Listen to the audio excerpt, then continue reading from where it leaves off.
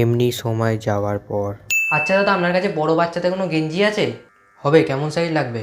কত আর হবে, ওই 9-10-এ পড়ে, একটু স্বাস্থ্য আছে, ঠিক আছে? ছেলেদের তো? হ্যাঁ, ছেলেদের। এই গেঞ্জিটা দেখুন একবার। এই গেঞ্জিটার দাম কত? 250 টাকা পড়বে। আরে সামনে পুজো আসছে, এত দাম বললে কি করে পুজোর জামা কিনবো গো? দেখো ভাই, কিছু ভালো জিনিস নিতে গেলে কিছু তো টাকা দিতেই হবে। আর আপনাকে কি আমি খারাপ জিনিস দিলাম?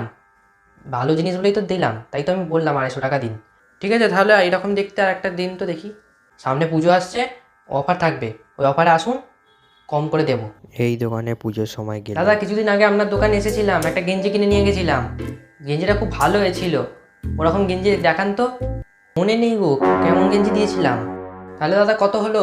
আপনার 250 টাকা হয়েছে। আপনার দোকানে পুজো অফার চলছে বলে তাই আমি দোকানে এলাম। তাতেও 250 টাকা?